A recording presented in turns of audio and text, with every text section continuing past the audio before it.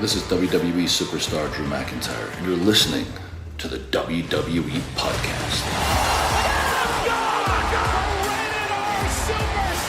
The champ is the one that everybody wants, me. Becky Lynch is going to WrestleMania. Claymore! Austin 316 says I just whipped your ass. This is my iron. You're going to acknowledge me.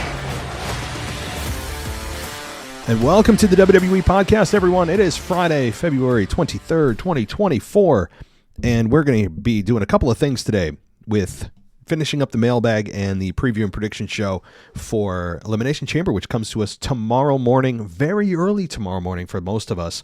So if you're up and you're watching, God bless you. I won't be. It's 5 a.m. I mean, sometimes my kids wake me up a little bit early, and I might be able to, but the problem is in the morning, I mean, kids are crazy. You can't just, turn on the TV and tell them to shut up at a young age. It's not going to work. So I'm telling you that not just to give you insights into my personal life that you don't care about, but also I want to let you know, I don't know if I'll be tweeting as it's quote unquote live, because most of us may or may not be. I know that those of us, or those of you who are listeners over in the UK, are celebrating. I think I can hear you across the pond cheering that you finally have a pay-per-view or a PLE that's at a reasonable hour. But the rest of us crybabies, pun intended, are going to be, very upset that we don't get to watch it live, or that we have to stay up super late or get up super early to watch it. Either way, I won't be probably watching it live. I'll try to watch it as best I can throughout the day.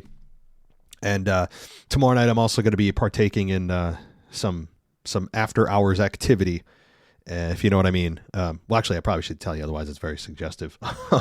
I'll be having a few drinks tomorrow night, so I don't know if I'll be able to get a review up super quick. It's going to be weird. I'll probably more likely get it up Sunday, but we'll see.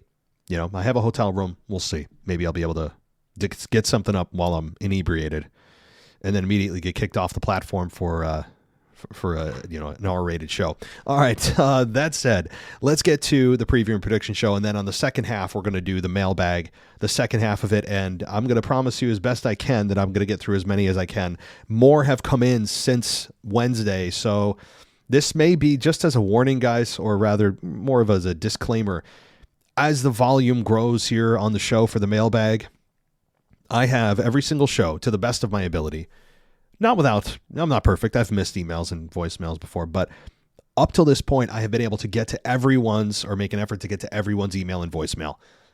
I don't know if moving forward, I'm going to be able to keep that promise, because the volume is getting so big and so high, right? So I'm going to make my best effort to, but if, push comes to shove and I just don't have time to do it, I apologize. I mean, I appreciate everybody sending in their emails, but kind of one of the drawbacks of a show growing is that, we can't get to every single person.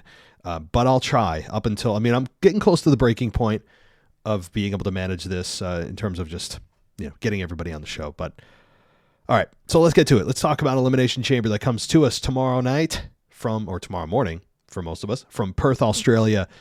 And the main event of the show, by the way, I believe is Rhea Ripley and Nia Jax. I believe that's actually the main event, and it should be.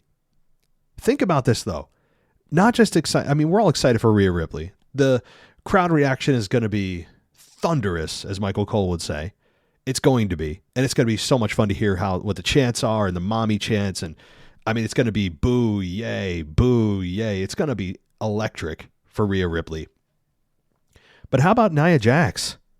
Coming from complete obscurity and no one wanting her back to making it to the main event of a PLE. So I got to give her credit. I still don't really like her, but I can recognize her improvements and give her credit for making it to the main event of a PLE. She has made strides, and good for her. So I'm excited for Nia Jax too. I know she's kind of really just the side story, or not even a side story. She's just the body filling the main event to oppose Rhea Ripley. But we got to remember Nia Jax too here. And the fact that there'll be moments in this match that I think will make us believe that, my God, could Nia actually do it? And that's what you look for in these kinds of matches that are so heavily favored for one person or the other. So we'll get to that in just a minute, but I wanted to point that out up front. Now, let's talk. There's not many matches on the card. That's been the Triple H, I don't know, fingerprint, if you will, over the last several months, is him having really a trend over over a year or two, is fewer matches, longer matches. And I think I actually enjoy that. Instead of just having it rapid fire, you give the storylines that are deserving of a PLE platform time to breathe and have the wrestlers allow them more than enough time to tell their story. And I appreciate that. And I'm sure the wrestlers who get the matches actually do too. So let's go through it. The Women's Elimination Chamber match, which if this doesn't open the show, I will be floored. This has to open the show, as it usually does. And that is Becky Lynch, Bianca Belair, Liv Morgan, Naomi, Tiffany Stratton, and Raquel Rodriguez. So, what happens? Well, there is an overwhelming sense of Becky Lynch winning. Overwhelming. Because WWE is essentially built to Rhea Ripley versus Becky Lynch before it was even possible that she would win the chamber to get into the main event to face Rhea Ripley. So they've been building this before a match even existed for Becky to challenge Rhea. And then Rhea Ripley and Becky had their stare off at the press conference in Vegas a few weeks ago. And that is more than a foreshadowing. That's just kind of like, hey, we're doing this. It's a formality for Becky Lynch to go through the chamber. And do I think Becky Lynch is going to win? Yes, I still do. But they could throw a curveball. And here's the curveball. Bianca Belair. Bianca Belair could be the curveball that we've been looking for, if you're looking for one. And that is Bianca Belair versus Rhea Ripley. That, I think, would actually pose more of a crowd challenge, meaning opposing chance, than Becky and Rhea. And I know Becky, the supporters out there that are listening, I understand you love Becky. I understand that you have a connection with her and she's deserving, and it's been 2 years. But we've also at the same time seen many title reigns from Becky Lynch that have been lengthy, and we have not seen that from Rhea Ripley yet. I mean, she's been champion for, my God, 10 months now? So great, but it hasn't felt like they've focused on her championship up until the last 6 months. So Rhea Ripley's also catching fire. She's already on fire, and that momentum is just starting to build. So at the same time, though, Bianca Belair is, I think, on a bit of a, I don't know if redemption, to pull a word from Liv Morgan is the right word, more of a re-energization of her career, because she's been kind of in the background a little bit. She hasn't been the forefront of everything. And Bianca Belair, and actually I believe Bianca Belair and Rhea Ripley could have a better match than Becky and Rhea. They're better suited from a physical standpoint. Becky Lynch is not as strong as Rhea, which poses its challenges, right? When you have two muscular women in there, there's more they can do. But Becky Lynch poses maybe a little more speed. Either way, we also haven't seen Bianca Belair and Rhea Ripley yet on the main card anyway, or on the main roster anyway.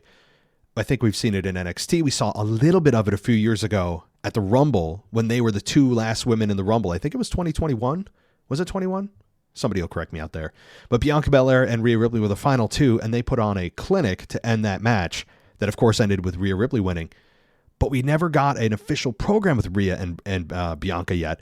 And last year, the Raw after WrestleMania, the very underwhelming one thing I do remember, and it may be the only thing I remember from that show, which is sad, but is Bianca Belair and Rhea Ripley both holding their respective women's championships, having an interaction, and foreshadowing perhaps this year's WrestleMania. Now, were they thinking that all the way back then? Maybe, but a lot has changed since then. Vince has gone. Creative has been, shuffled up. Triple H is now truly the head of creative. There's been a lot of changes at the board, and right? So who knows? But we still haven't got it, and it could be the time to pull the trigger. So that's your case for Bianca Belair to win this. Everyone else, there's no chance. None. Sorry, Liv. Not happening.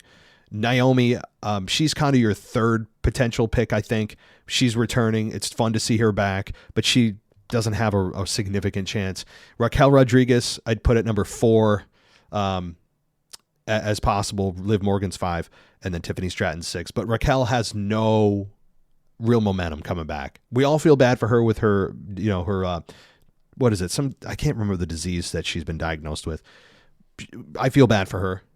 And I saw a video of her crying, and it is emotional, and all the things she's had to deal with her skin, and I feel for her. But as a character on TV, if you take that out of it, she's not an interesting character. She belongs to be a heel. She's a strong woman, yes, but there's no character development behind her. It's not happening. And as far as Tiffany Stratton goes, she is the least likely, although I think she'll have a good showing. She's not going to get squashed. Tiffany Stratton, I think, is going to be not eliminated first. I think Liv Morgan might be eliminated first.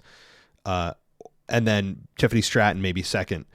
But Tiffany Stratton is just starting to get her foot in the door on the main roster. And she feels like she belongs. Don't get me wrong. She feels like a significant character. Her moonsault is beautiful. Her character feels authentic, although it is a bit Chelsea Greenish. So Tiffany, though, is just getting going. It would be ridiculous to put her in the main event of WrestleMania anyway. I don't mind her earning a shot at a B-level pay-per-view at this point, but not at a WrestleMania 40, for God's sakes. I wouldn't lose my mind. I would just be like, wow, that's a ballsy move. Honestly, none of these would make me angry, but I would be really raising an eyebrow or two at some of these picks. But if you're looking for the top two, for me, it's Lynch, and then a close second is Bianca Belair, who poses a real threat here and one to keep an eye on. So Becky Lynch probably does win. Sure, it's predictable. And up and down the card, it looks predictable, which scares me. Anytime you have a card that looks super predictable, there's usually one out there that's floating out there that gives you a shock. I don't know if this will be that one. I think they may just continue with the build that they've been going with of Becky versus Rhea. And by the way, I expect a physical match, fun match, and could rival the men's in terms of quality, but the men's is just stacked. And we'll get to that in a minute. Okay, next up is the Undisputed Tag Team Championship, the Judgment Day versus Pete Dunne and Tyler Bate. This one, I still think the Judgment Day is going to win. It's kind of weird that Pete Dunne and Tyler Bate are getting the spotlight here, given that DIY have been, I know that they didn't win, but they've been getting a pretty good push and the crowds have been behind him. Also, where the hell are the Creed brothers that put on a wrestling clinic week after week in the tag team division? Where are they? I understand that Pete Dunne and Tyler Bate earned it. I get it. And they're trying to give them a platform to get at least just recognition with the fans.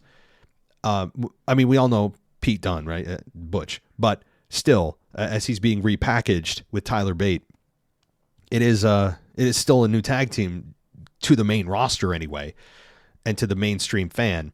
So fine, they'll have a really good match. I don't have a problem with that. They'll probably cheat to win. The Judgment Day will cheat to win. Probably Dom will get involved, and Damian Priest and Finn Balor retain, because I believe R-Truth and Miz, who I think may have something to say in this match, will also show their faces, and I don't think they'll cost Judgment Day, but come close to it, or attack them after the match, and for a big pop from the crowd. All right, the men's, and by the way, I'm giving you guys the order of the matches that I think are actually going to happen, so as I give you the predictions. So the men's.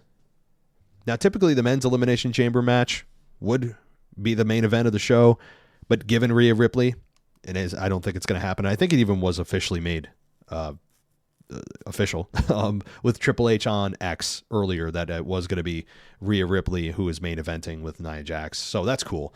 But the men's, I think, will go on third. And Drew McIntyre, Randy Orton, Bobby Lashley, LA Knight, Kevin Owens, and Logan Paul, with a World Championship opportunity awaiting the winner against Seth Rollins at WrestleMania 40. Okay. So, wow, stacked. I mean, especially not even just star power, which is pretty high in this match, but also ability, youth in some respects in this match when it comes to at least Logan Paul. Everyone else is not exactly a spring chicken. So maybe youth isn't the right word, but athletic ability. Let's do that. Okay. Now, Drew McIntyre is, I think, a heavy favorite. I don't think it's as overwhelming as the Becky Lynch favorite in the women's match, but Drew McIntyre is a heavy favorite to win this match. I think when you look beyond Drew McIntyre, Orton is somebody that has really inexplicably been kind of forgotten. I mean, how the hell do we forget about Randy Orton? Ever since he made his return at Survivor Series, and then his return was stomped on by CM Punk, which it was. I know it wasn't the return directly after Orton returned, meaning it like Orton returned and then 5 seconds later Punk returned, but it was close enough to Randy Orton's return, and it was at the same event that people forgot about Orton and started talking about Punk. And ever since then, Randy Orton was supposed to go into a program with Roman. I was excited for a one-on-one. There was a big story there dating back 18 months. They didn't go that way. They went with a multi-person fatal four-way, which I still don't believe was the right call. I know they didn't want Orton to lose, but I wouldn't have cared, and I don't think people would have looked differently at Orton if he lost.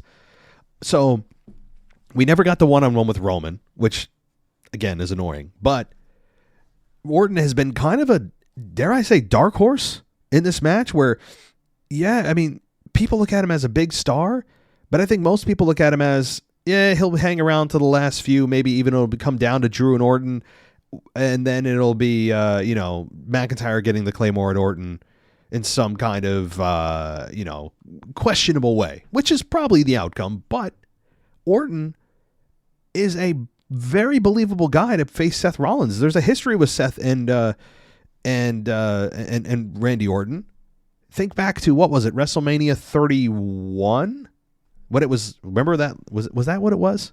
I think it was WrestleMania 31 when Rollins cashed in that night, but he lost to Orton early in the night with the crazy RKO that went from a curb stomp at the time it was called to an RKO.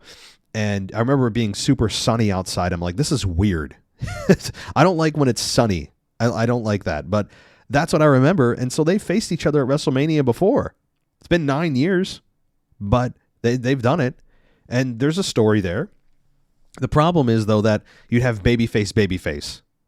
That's a problem. Bobby Lashley has no chance. He probably has as equal chance as Logan Paul does, with Logan Paul already being the U.S. champion. Ain't going to happen. There's no chance of those two. Kevin Owens is in like fourth place, maybe. Yeah, I'd say he's fourth place for winning. I think he's destined for a Logan Paul, LA Knight, U.S. title, fatal or a triple threat at WrestleMania for the U.S. title probably. But LA Knight is probably a third choice. LA Knight is probably going to make some noise in this, get an elimination, maybe two, and hit a BFT. But ultimately, he will lose. I think LA Knight probably doesn't have a significant chance either, which, again, leaves you with Drew and Orton. That's it. The rest of these guys don't make a bunch of sense. LA Knight is the closest you could make of an argument. I mean, if they put LA Knight and Seth Rollins together, that'd be... I wouldn't hate it. But also, all these guys except one is a SmackDown guy. So unless somebody's going to come over to Raw, which they're not going to do, I don't think, officially anyway, Drew also makes sense from just a brand standpoint. So Drew, I think, is a very heavy favorite to win this. He should win it, honestly, because he has had so much character growth in a short amount of time, giving us a heel version of himself we've never seen, giving us a different kind of heel too, where that person believes, as I've said, is the hero in their own story, that they feel they can't do anything wrong. It's not that he knows he's doing something dastardly. He thinks he's always justified in it. It's a great just tweak on a typical heel's psychology, and I'm loving it. So Drew McIntyre should win this match. I don't care how he wins it. I don't care if it's a low blow. I don't care if it's happenstance. I don't care if someone interferes. Drew should win this and face Seth Rollins for the world title, because that is the right story to tell right now. And that is I think the right way to book this. Now, does Seth Rollins interfere in this match? No. He already has his segment with the Grayson Waller effect. We'll get to that in a minute. So I think you have a very physical, I mean, think about the things Logan Paul's going to do in this match. Logan Paul, I mean, they should have the EMTs ready, like on standby at the entrance, ready to rush down, because this is going to be dangerous, I think, at times, with how physical that steel cage is, there needs to be somebody ready. I mean, Logan Paul, not that he's unsafe, but the dude kills himself in a normal match. What the hell is he going to do in a match with a chamber, for God's sakes? So, I mean, this is going to hurt a lot for Logan Paul, but he's going to make a name for himself as he continues to. I still expect a pretty good match here. I mean, really good. Logan Paul is the X factor here when it comes to crazy crap that he could do and probably will do. But Drew McIntyre's going to win. I think if I'm going to guess, it's probably going to come down to Drew McIntyre and maybe LA Knight. I think Orton will get eliminated second to last or third to last, maybe by maybe by Orton or maybe by Drew rather. But I think LA Knight and Drew would be a fun ending instead of Orton and Drew, but they may go with just a bigger star in Orton and Drew, which, hey, I have no problem with this. So this is going to be so much fun. Now let's get to the Grayson Waller effect with Seth and with Cody. So Seth and Cody on the Grayson Waller effect. You know that Grayson Waller is going to get his ass kicked. Maybe Austin Theory will show up there. Austin Theory may come to the aid or already be in the ring, and these two, may battle as Seth is. I know he's getting close to being cleared, so he might be able to do some physicality in the ring, brawl with Grayson Waller and Austin Theory, who may be there. But also, after they beat them down, I could see Roman Reigns coming in and spearing both guys standing there tall. I don't think you're going to see The Rock. I think Triple H even confirmed that The Rock, while he has, he said many other TV dates, this isn't one of them in Perth. So I don't expect to see The Rock. If he shows up, it'll be a shock. And I wouldn't hate it, but I do believe Roman Reigns, after Grayson Waller and Austin Theory get their ass kicked by Seth and Cody, are going to come in. He's going to come in, hit the spear on both of them to deafening boos from Perth. And I think that's the way it should go. Get some more heat on Roman and build to an eventual tag team match with Seth and Cody versus Rock and Roman. Wherever or however that match takes place, I have no clue. I know people are going with, well, it's WrestleMania 40. Roman's going to do double duty, main event both nights. There's good and bad to that. We'll see how that pans out. But this is clearly a build to that. So Seth and Roman, by the way, haven't had any physicality in about 2 years, 2+ years. So that's how I think it's going to go down. Now let's get to the Women's World Championship, the main event, Rhea Ripley versus Nia Jax. And crowd reaction is what to listen for here, as Rhea Ripley, with 40,000 people behind her, is going to be the hero of the of the decade over there in Perth, and she should be. The crowd is going to give, I'm sure Rhea will never forget this moment. Let me just say that, because Rhea has not been, I don't think she's wrestled in Australia before as a WWE wrestler. I don't think she has, but I'll have to check on that. Either way, this, to me, if I'm Rhea Ripley, looking at this from a human perspective, I'm thinking to myself, man, this is a special moment. I know that she didn't grow up in Perth. She actually grew up like 5 hours away from Perth. Okay. Her hometown is not near Perth, but it's still the home country. So for her, being in her home country and being the women's world champion, and she's already got momentum behind her anyway in the United States, think about the reaction for Rhea in Perth. It's going to be crazy. And I'm excited for her. It's a moment in her life she will never forget. But storyline-wise, there is a zero, let me just reemphasize, 0% chance of Nia Jax winning. If Nia Jax wins, look out. It would make the reaction for The Undertaker losing at WrestleMania pale in comparison. I would actually be scared for the safety of the wrestlers, right? But there's no chance they're going to do that.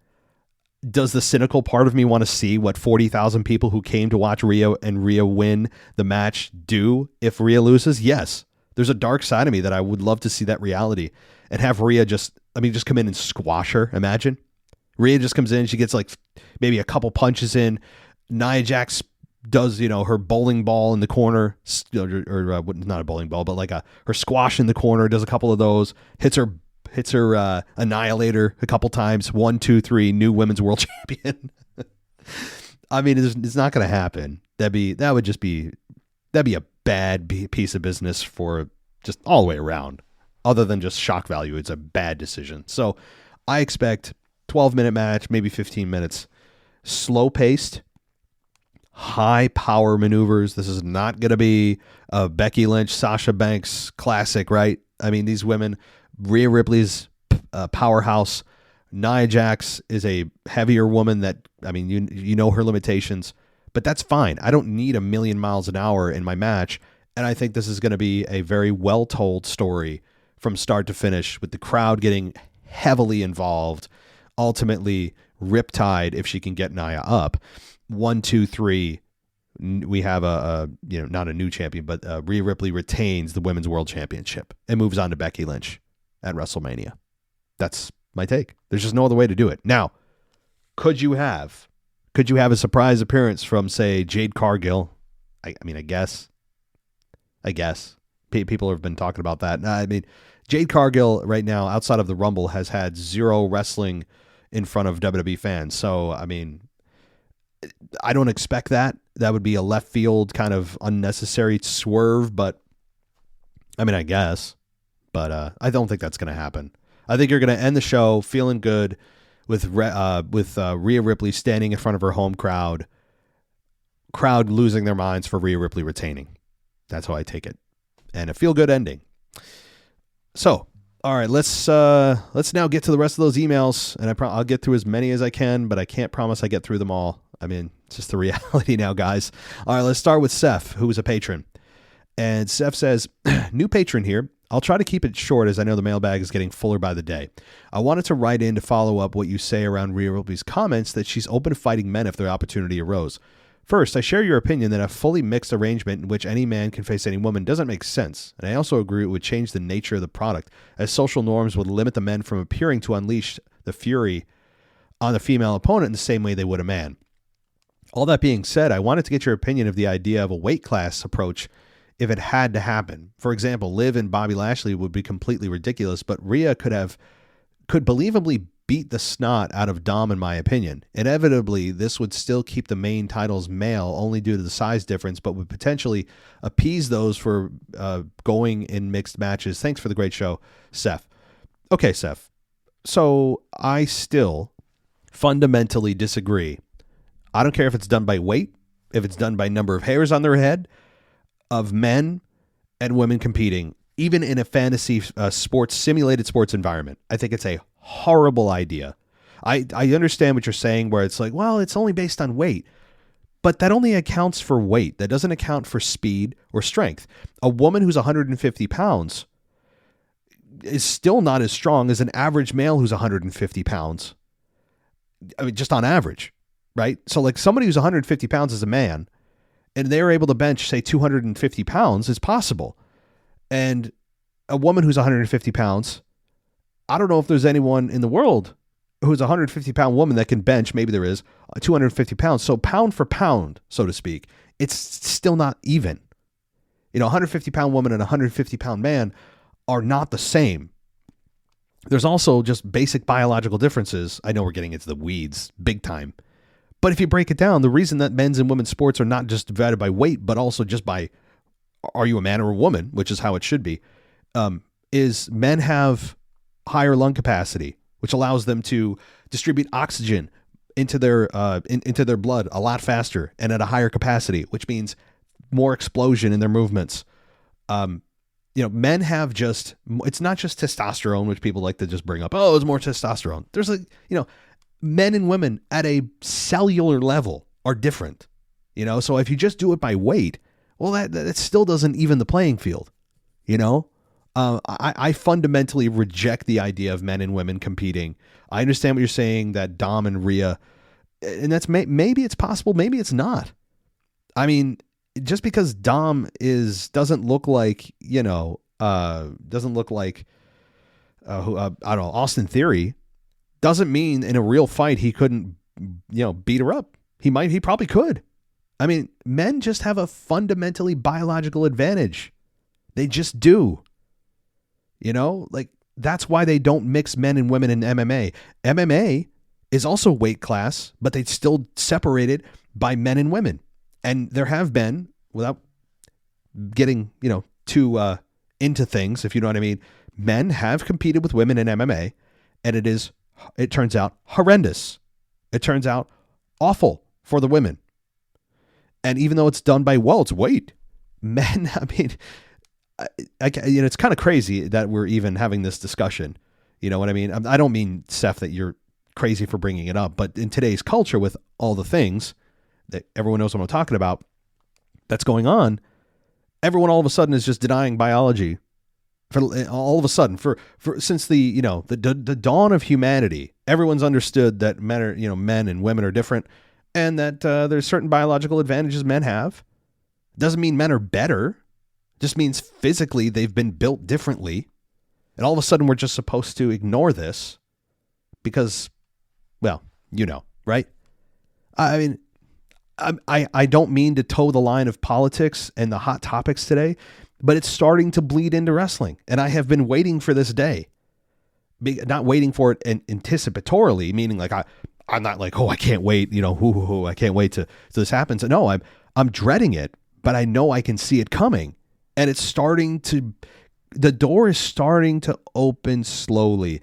And if it happens where women are competing with men, or somebody who is a man that says they're a woman, right? Let's just say what it is. If somebody transgender comes into wrestling and WWE allows it, the whole product goes to, it means nothing, right? Like it means nothing. I mean, we're all supposed to just accept everything as it is at face value. I don't want to get into that, but I can see it coming. And Rhea Ripley's comments are indicative of where the culture's at. Some people anyway. And I think it's a horrible idea. The system works just fine as it is. The system works. Why are we trying to... There's nobody out there who's an advocate, I don't think, of, oh man, wrestling sucks. It'd be so much better if men and women could compete. Why? You want to do that with the NFL? Are we going to apply this to the NFL? Are we going to apply this to the Major League Baseball?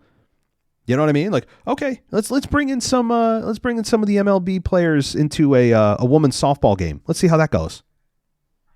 It's just common sense suddenly has just gone out the window for other things. But there, I'll just say this. Eventually things will probably bleed into WWE, and I'm going to have to address them, and it's going to be a hotly charged topic, and it shouldn't be. It shouldn't be. So there's a long form answer, Seth. All right, let's go to, where do we go? Simon? Let's go. I believe Drew McIntyre wins the chamber. Nia Jax will destroy Rhea Ripley, and I believe Becky Lynch will win her chamber. And you think Nia Jax, WrestleMania, Nia destroys Becky Lynch, and then Jey Uso, my guy with the Intercontinental Championship. Well, that's not happening, as we know now. Roman tells Jey before his match, you are out of the bloodline. You mean Jimmy, I think? And, okay. So to set up Survivor Series, Bloodline versus Bloodline? So wait a minute, I'm a bit confused. So you're saying The Rock, Jey Uso, and Jimmy Uso. I actually don't know what you're saying, Simon. I'm gonna have to skip over this section because I don't know what you mean. I don't. But let's keep going. I don't believe Roman is just going for Hogan's run. I believe he will beat Bruno because it feels like he will never end this run, and I'm not a Roman fan. It's a possibility that Roman holds the title indefinitely. 1474, the number of days. That is 4 years and 2 weeks that Hulk Hogan's run was, and Bruno Sammartino was 2,803. Almost 8 years. Let's see. So, yeah, I mean, I still believe that if Roman goes past 40 with the title, he's going to September with the title. And I will maintain that firmly. If Roman beats Cody at Mania in some weird way or outright, which the fans would, I mean, imagine the fan reaction. But if Roman wins and retains, he's going to beat Hulk Hogan's record. This is the final hurdle. I don't want to hear about SummerSlam. I don't want to hear about WrestleMania Backlash. Right? I don't want to hear about Payback. I don't want to hear about Money in the Bank. I don't want to hear about, any Saudi events. If Roman wins at 40, he's going to beat Hulk Hogan's record. Case closed. So Roman Reigns, this is his really final hurdle. before Hulk Hogan's record. So, okay. Yeah, I mean, I'm with you, though. I'm with you. Okay, Simon. Thank you. Let's talk to Sam. Quick thought. Next time The Rock does the people's elbow, he shouldn't throw his armband into the crowd, but walk over to the apron and hand it to Roman Reigns. Yeah, I like that. Like, don't give the crowd anything. Heel Rock is so much fun. God, it's so much fun. He should. Don't give the crowd a thing. Take his elbow pad and just like throw it on the mat. Like pretend he's going to throw it in the crowd and just troll the fans. Oh, I'd love that. Yes. Love that. Thank you, Sam. All right. So let's see. Simon, I know you have another email here that you have a couple scenarios for for The Rock at WrestleMania 40. You're saying The Rock could have no match, but interferes in so Cody wins on DQ rules and Roman keeps the belt. That's possible. Another scenario is that a triple threat. So Cody has more of a chance on a triple threat, and there's no DQ, so more people can get involved in a much like Austin or Ken Shamrock. Ken Shamrock. Oh, I guess so. I mean, I guess. Costing Cody the match. The third scenario, The Rock faces Logan Paul for the U.S. title. I believe that's more likely to be Kevin Owens. I'm with you on that. I don't think The Rock is going to go. I mean, honestly, let's be real. This sounds disrespectful, but it's true. The Rock is not going to demote himself to the U.S. title. It is a demotion. It is. Scenario 4, and this is the one that's going to piss off some people the most, but The Rock versus Seth for the title, and The Rock wins. Ooh. I mean, it could, but he's not in the chamber. How does that work? Does he just appoint himself as the challenger because he's on the board of the TKO? Perhaps. So you think Drew's going to win the chamber and he'll challenge Seth? Yeah, I think so too. All right. Let's continue with Andrew. And he says, hey, WWE Podcast family. Andrew from New Zealand. As we all know, there's a lot happening in the WWE to get our heads around. As I was listening to the Weekend Review, I had a thought as to how The Rock could turn on Reigns at WrestleMania. Not sure what you think. The bloodline comes out with Roman at the start of the match, including The Rock. After Cody starts to overpower Roman and goes for a pin, Solo distracts the ref, match carries on, and then Roman sets up for the spear. Cue the Shield intro. Enter Seth and Dean Ambrose. Roman tells Solo and Jimmy to go after them. Cody gets Roman from behind, does his stupid finisher 3 times. Yeah. He always has to do it 3 times. It's ridiculous. Anyway, and pins 1, 2, 3, while Heyman looking on in disbelief that The Rock just standing there doing nothing to help. Solo and Jimmy come back to the ring and pull Roman out. Rock enters and congratulates Cody and tells Roman Cody was right, that his grandfather would be disgusted and how unfairly he keeps winning by cheating. Let me know what you think. The Rock could still fight night 1, but no idea against 2. Yeah, to me, I mean, The Rock could face Randy Orton. The Rock could face John Cena on night 1. If Cena wants to go that road again, it's possible. But they could also do the tag team match on night 1. But as far as I like the Shield getting involved. I don't know if Dean Ambrose has any interest in coming back to the company. I think he still has some time left on his contract with AEW. So I don't know if that's possible. Dean doesn't seem to have any interest in coming back. But in time, here's the thing. I think Jon Moxley, Dean Ambrose, as WWE fans know him, will eventually come back to WWE. Everyone seems to come back at some point in their lives, right? You never thought CM Punk could come back. Here we are, right? Hulk Hogan, he's back. Well, he's back in a certain sense. The Ultimate Warrior, after decades of trashing the company, eventually came back for a Hall of Fame and a Monday Night Raw speech. Bret Hart came back when you never, ever, ever, ever thought he would come back, given the scenario with the Montreal Screwjob, right? They all come back. So I do believe that eventually we will see a Dean Ambrose return to WWE. But here's what I'm afraid of, Andrew. I like your booking. No one's brought that up yet. I don't want this match to be overthought or overbooked. This is okay. I like it, imagine the pop for the Shield. But I just don't want it to be 80 people involved in this finish. You know? I think it would muddy Cody's victory. To me, I would ban everyone from ringside. Anyone that interferes is fired or fined. Anyone. But I don't think they're going to do that to allow for people to interfere and potentially cost Cody. But, we'll see. We'll see. I like it, though. Andrew, that was some good thinking. But I don't see right now Dean Ambrose coming back. I could be wrong, but I do believe he has time left on his contract. So, all right. So, let's go to Milan.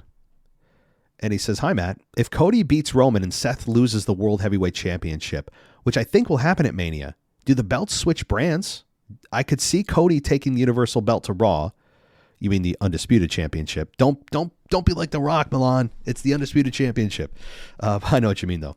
And Drew beating Seth and heading to SmackDown with his world title.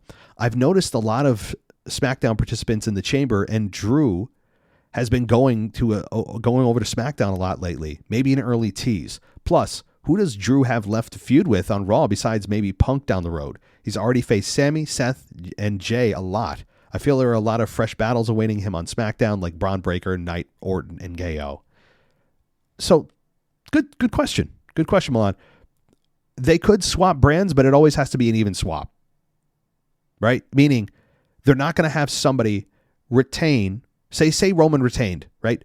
Or rather, Cody wins, which most people believe he's going to, and then stay on SmackDown. Or I'm sorry, go back to Raw because he was drafted to Raw. And then the World Heavyweight Championship doesn't come to SmackDown. Like, they would always make sure one show has a championship. So if they're going to do it, they could do it and swap it, but it's got to be an even swap. Now, to me, it's the men who are drafted, not the belts. When they have the draft every year or every other year or whatever they do, they draft people. They don't draft inanimate objects, right? Like, they don't pick in the draft. The overall draft pick is the Undisputed Championship, right? Like, it's not, the belts aren't exclusive to the brand. We may think of the brand synonymously with that belt, but the belt isn't attached to the brand. The person is. So that means that, sure, if someone's a champion that is drafted to Raw, wins a championship that has been typically featured on SmackDown, the belt would stay on, come to Raw with them. But we'll see how it all plays out. I mean, you know how I feel, though. If you listen to the show, WWE doesn't give a crap about the brand split. They don't care. Drew's been showing up on SmackDown. Solo and Jimmy show up on Raw whenever they want with nobody giving a damn. And they stay throughout the show and interfere in multiple matches, just like they did this past week, and no one gives a crap. So, which is, I mean, it's just insane. It's insanity.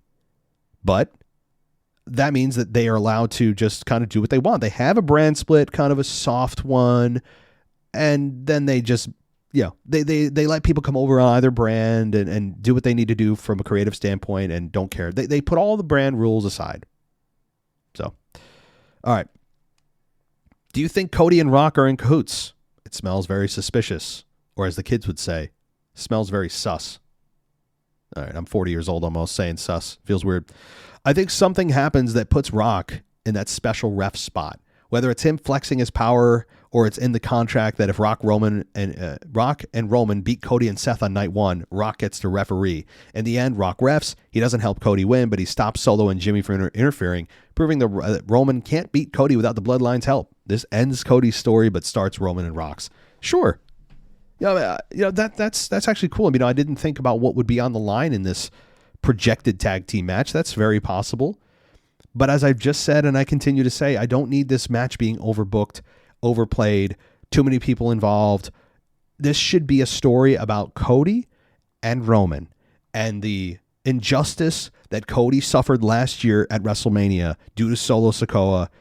That should be the story.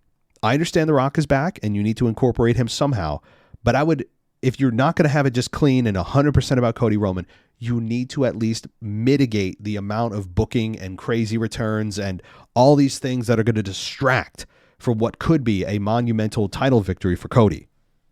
So that's my problem. And that's my concern with this match is you could easily overbook this. And the temptation to overbook it is immense. So we'll see how well they're able to kind of mitigate that desire to completely overbook this match. All right, let's go to Omos. You love my spoiler, right? Well, I got it from a mate named Billy. P.S. My name is pronounced Omas. Ah, okay, there we go. Omas. I won't forget. All right. Thanks, Omas. So shout out to your friend or mate, as you call him, Billy. I guess since we're going to Australia, I'm just going to start pretending that I'm a native. Just call all my friends mates. Although, isn't that a British thing too? I don't know. Is that British or is it just Australian? When you call your friends mates? I'm not sure. All right. Let's go. Let's see here. Let's get to Liam. Liam says, I have to get out my quick possible outcomes for the chamber that are not likely. I will show the percentage of it happening on the side. Okay, cool. Let's go. So you have LA Knight winning the chamber at 30%. I think that's actually that's pretty fair. Maybe a little high, but I'd say 25. But I think LA Knight is a third pick. Yeah, that's cool. Naomi or Liv winning the chamber, 35%. I think that's really high, personally. I think Naomi is definitely got a better chance than Liv, but right now the story isn't about Naomi or Liv. Naomi should get her chance. It'll probably be after WrestleMania. They'll put the spotlight more on her. But I think that even when you combine them, Naomi or Liv, combining their chances, I think it's like 10%, honestly. Aleister Black returns, 15%. Yeah, I didn't think about that. That's very possible. I'd say that's true. Nia Jax winning. 0%. Yeah, exactly. No chance. Zero. Maybe, as I've said sometimes before, if you could do a negative chance, whatever that means, I would put negative chance of Nia Jax winning, yes. A match being made out of the Grayson Waller effect. Cody versus Grayson, 40%, and Grayson versus Seth, 10%. Thank you for taking the time to read this email. I know it probably doesn't doesn't make sense as it is a bit rushed. Well, first of all, I can't read, number one. Number two, no, it makes perfect sense. Totally get what you're saying. I don't think you're going to see individual matches made out of it on the event where it'll take place, but sure, you can have Cody versus Grayson or Cody versus Theory, who I think will be there, or Seth versus Theory, any of those combinations.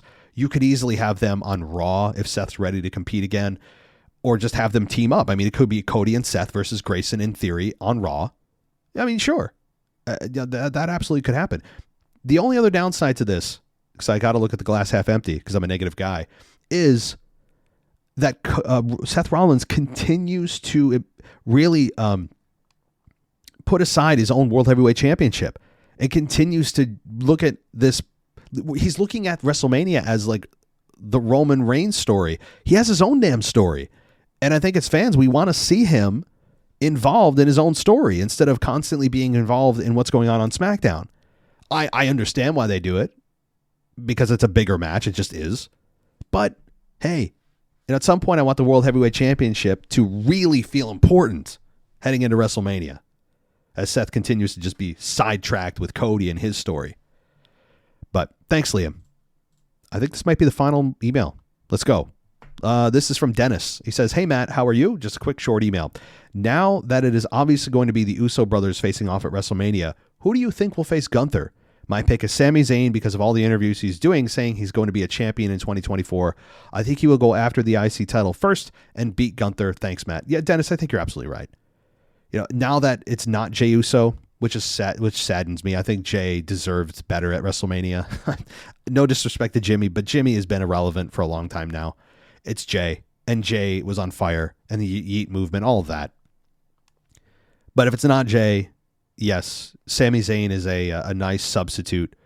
He, from a character perspective, makes sense. He's on a losing streak. He's a lovable loser right now, but you know what he's capable of. You know, you if you rally behind him, he can win the big matches, other than last year's Chamber. So, yeah, I think that is a safe assumption. And having Sami Zayn beat Gunther is... I wouldn't hate it. I'm ready for Gunther to move on and move up, rather. So, thank you, Dennis. Okay. That's how many emails I had, guys. That was just today. I mean, if you go back on Wednesday, there was a lot more too. So that's why that's why the time is always at a premium here because there's so many. But let's get to some of the voicemails. I'll get through as many as I can. So here we go. What's going on, everybody? This is your guy, DJ Kuzmo, back at it again on your Mailbag show, coming to you live once again, as always, on a Wednesday morning, as we are heading into Elimination Chamber. And let's get to your favorite show to come on every single week on the Mailbag. And I'm talking about the Veer Maha Report. Now, the Veer Maha Report took place this past Monday night on Monday Night Raw, live from Anaheim, that's right, Anaheim, California. And once again, the end this year, a complete no-show, no Veer Mahan, no Sangha, no modern-day Maharaja. But I did see 4 days ago that none other than Jinder Mahal, the modern-day Maharaja, was in Saudi Arabia alongside Braun Strowman, alongside Natalya and Chelsea Green. They were at the WWE Experience. I guess this is some sort of store mixed in with some sort of video stuff that they're having over there in Riyadh, Saudi Arabia. He was there, connected with some of the fans that were down there in Saudi Arabia. But once again, where are they in this year? We're just a couple of days away from Elimination Chamber. We're still on the road to WrestleMania, and I am not giving up hope. That hopefully the end this year will make some sort of television appearance, whether it's a backstage segment. You know, you hear me going on and on every single week about the end this year. You know the whole shtick. But I just wanted to say something that none other than Chelsea Green, she should have won that Royal Rumble Battle Royal matchup to get into the Elimination Chamber. She should have won that. No offense to Raquel Rodriguez. I'm a big fan of Chelsea Green. I love Chelsea Green. Justice for Chelsea Green. But back with the end this year. Let's see what happens next week. Let's see what happens on the road to WrestleMania. In the words of the great one, if you smell what the end this year is cooking. This is your guy, DJ Kuzmo. Enjoy Elimination Chamber if you're watching it live or you're watching it on a replay. Have a blessed week. Be kind to one another. Stay healthy, my friends, and peace. Wow. All right, DJ. Yeah, I don't know where the Inishir are. I don't know. They're MIA, man. You're keeping the Inishir alive. You are single-handedly keeping the Inishir in the minds of fans. The WWE should shake your hand. You're doing the Lord's work here for the Inishir, keeping them at least in the minds of fans that they're at least not there. I don't know if they're at the Experience or whatever weird store was open out. Yeah, I would imagine it's merch and you can cut your own promo, kind of like a little WWE Experience. Yeah, I think it's something like that. At least they're there doing that, but that doesn't really make me I don't have any confidence that it means they're going to show up on the show. I don't have any confidence anymore in WWE booking them at all until they show me otherwise. So I hope you enjoy Chamber there, buddy. Hope you enjoy Chamber. I know you'll be live on the Discord server for sure, and I appreciate it. Okay, let's keep on rolling. Hi, this is Joshua from Port Huron, Michigan, and I was listening to last Friday's episode of the Mailbag, and I'm on board 100% with Stone Cold showing up, like you were discussing. When you said you need some kind of inclination of any kind of reason of why he would care, why he would get involved, the one thing that came to my mind was he's been pretty vocal, and it's well documented, that he was angry about The Rock getting his match against Hulk Hogan, and that's why he stepped away at one point. Maybe his whole angle could be, you took the match from me, the dream match from me, make it your dream match. You're not going to do it again to this kid defending Cody. It's the only thing I could think of, but Austin's my favorite of all time, and I think that I would like that angle. So I figured I'd call and leave you guys a message. Thank you. Hey Josh, I appreciate it. That's something for sure. I mean, they could go that road, right? Like they could, remind us that the fact that The Rock faced Hogan and Austin didn't, but there was never any, at the time, it wasn't like we felt, or storyline wise, that The Rock stepped ahead of Austin. Austin and Hogan is a bigger match. It just is, but it never happened because Austin actually didn't want it to happen. And that's been well documented. He has been very vocal about the fact that he didn't want it to happen because he was in a bad headspace. He didn't feel like Hogan would be able to have a good quality match. and so on.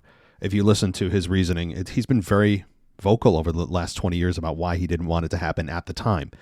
The only thing I can think of beyond that is perhaps Roman says something in passing. Perhaps Roman says something on SmackDown that's saying like, I'm going to be the greatest champion of all time.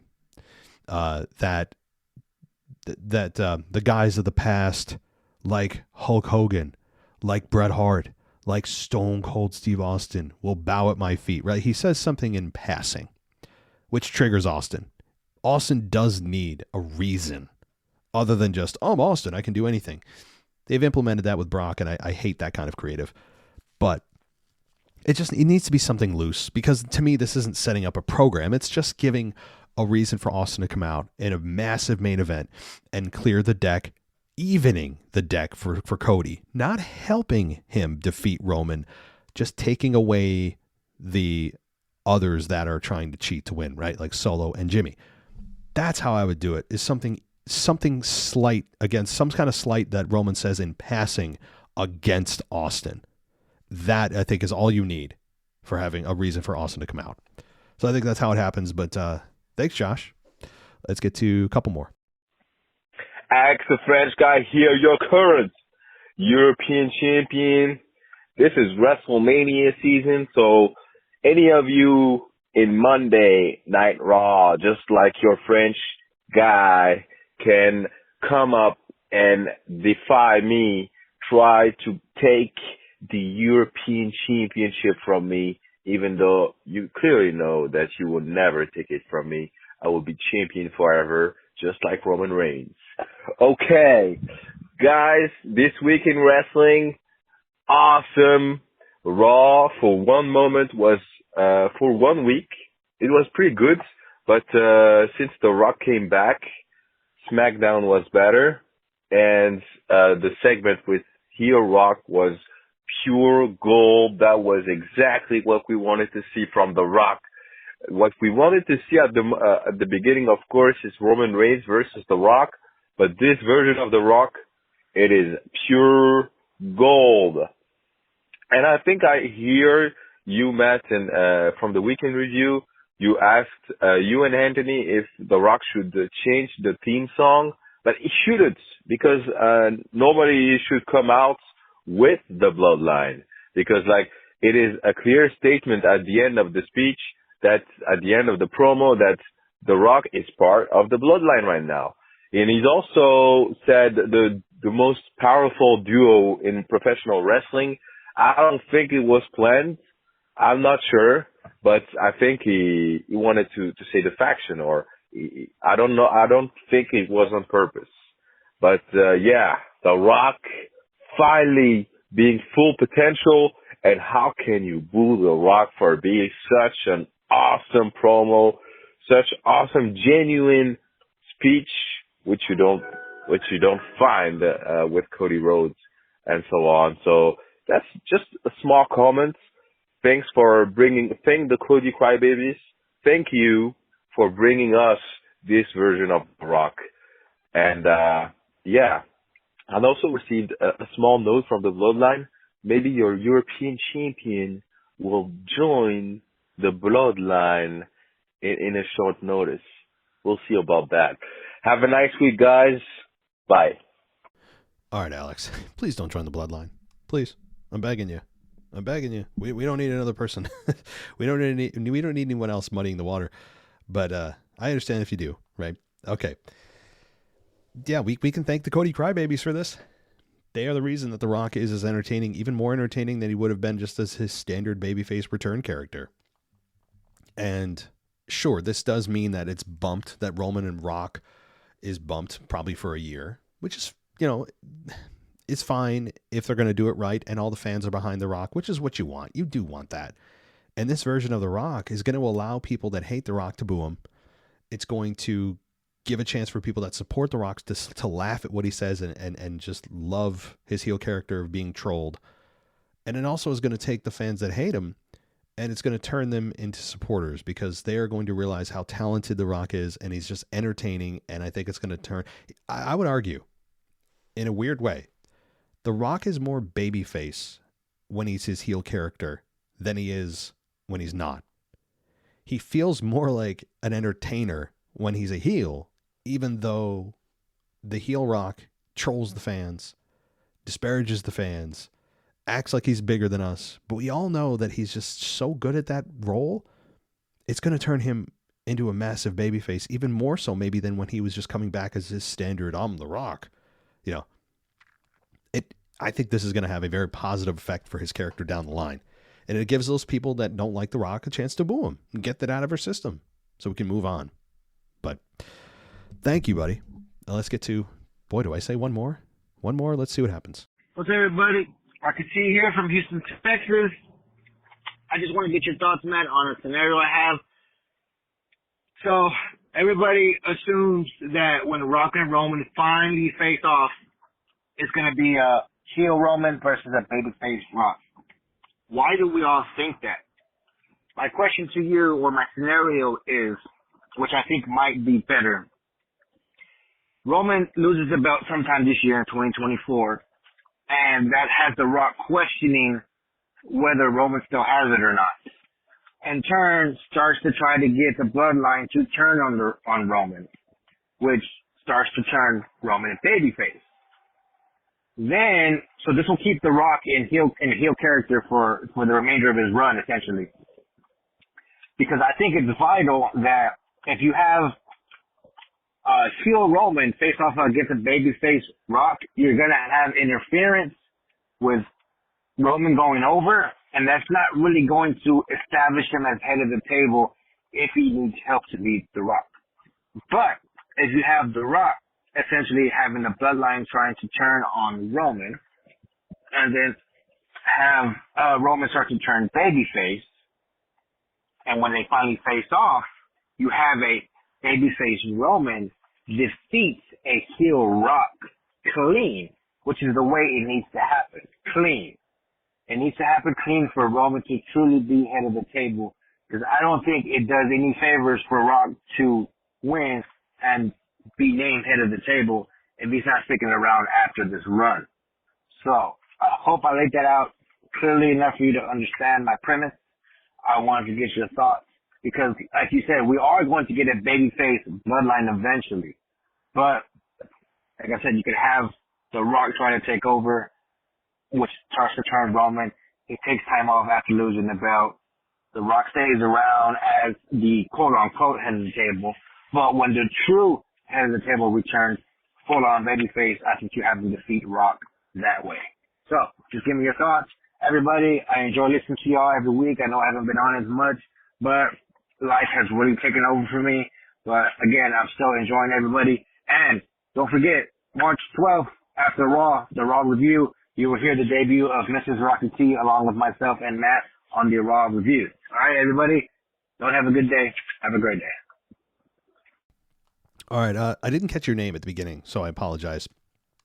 Okay. So I like this. It's certainly aggressive in the fact that you would actually turn this match, this mega match, when it happens, on its head, where you'd get it, but it would be flipped in roles. It's interesting. It's doable, but here's the question. Do the fans want that? Because The Rock right now is so entertaining as a heel. It's I don't know if the fans ever truly will hate The Rock, meaning true heel heat. You know, like what Dominic Mysterio gets, or what Randy Orton got in his feud with Edge a few years ago. You know, there are moments of true heel heat. The Rock's so entertaining. I don't know if they'll boo The Rock. So they may be trying to swim upstream if they try to do this. I know what you're saying, that The Rock, you know, Roman comes back after the bloodline turns on him because Rock is trying to take his, you know, take over. The bloodline turn on Roman. Roman goes away, tries to come back. But the dream match, don't forget, the original dream match, which is still, I think, the best version of this match, is a babyface Rock versus a heel Roman. Now, sure, the head of the table would be on the line, whatever the hell that means, by the way. Like, what does that exactly mean? Who's the alpha male of their family? I mean, what does this mean? Like, what is on the line exactly, other than just a meaningless title? When I say title, I mean I don't mean a physical belt. You know, like The Rock and Roman could have more than one match, by the way, which if that happens, you could have The Rock beat Roman the first time and then Roman beat Rock the second time. Let me look what they did with John Cena and The Rock from WrestleMania 26 or 26 to 27 or 27 to 28. I never can remember. But The Rock won the first one and then returned the favor of the following WrestleMania, dropping the belt to John Cena. So you could have a scenario like that with The Rock beating Roman and then Roman beating The Rock. You could absolutely have that happen. I mean, I wouldn't mind more than one match with these two, but the first encounter needs to be the one that we all clamored for before the belt got involved and the We Want Cody thing happened. Remember the reaction from fans when Rock said just a month and a half ago, what if I sit at the head of the table? The crowd lost it. That's the version of The Rock that eventually we want to see versus Roman. And again, I know The Rock is going to go back to Hollywood. It should be about Roman getting the victory, but you do that after The Rock's already gotten his big one against Roman Reigns. So again, I think it could be a multi-match program. Probably not more than 2 matches. That'd probably be the max with The Rock and Roman. But that is, I mean, if you try to do a heel Rock as it is currently, I think the fans will still cheer him because he's so entertaining. You could argue The Rock isn't really even heel because the fans, even when he comes out, you hear his music, the fans pop massively. And The Rock is so entertaining with what he says and how he looks and just the appreciation fans have for him that it lends itself to cheers rather than boos. So you can have this version of The Rock face Roman and try to turn Roman babyface, but I don't think that's going to work as successfully as it will with the traditional mega match that we've wanted for 9 years now of Rock babyface, Roman heel. I mean, I don't know if we need to try to flip the script here just because Cody Rhodes was bumped from the main event only to have the fans bring him back. That was a specific Cody Rhodes and undisputed championship situation. The fans didn't turn on The Rock because he's The Rock and there was something wrong with The Rock. They turned on him because of the perception that Cody was stepping aside for The Rock when Cody had a much more intriguing story going on. So now when you remove the title and Cody and Roman's over, I think fans will be back to supporting The Rock because that was the whole reason they turned on him.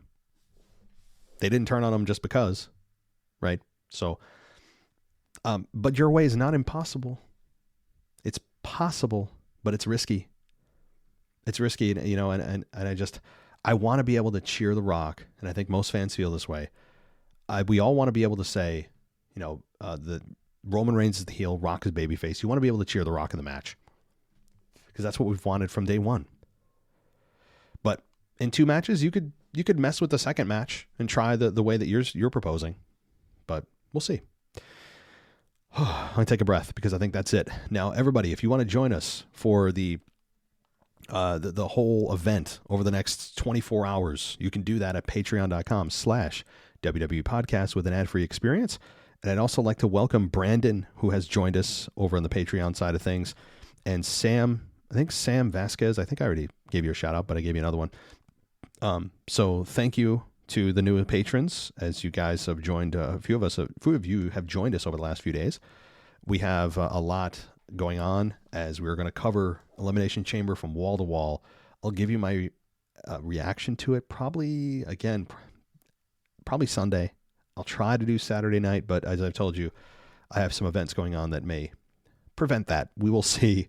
We'll see, but I will definitely try to give you my reaction by Sunday in the weekend review, and which will really just be an Elimination Chamber review.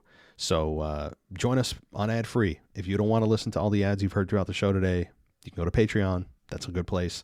Or Apple Podcasts offers an ad free experience as well, with both of them offering free trials. So if you want actually everything free, like you don't want to deal with the ads, but you don't want to pay, there are free trials available. So for both of them. All right. Thanks everybody for listening. I appreciate it. I will be back with you in a couple days. And until then, enjoy the chamber, everybody. Take care. Thanks for listening to the WWE Podcast. Don't forget to subscribe on your favorite podcast app so you don't miss a show, or head to WWEpodcast.com. And for all of these shows ad-free, head over to patreon.com/WWE podcast. Until then, we'll see you next time.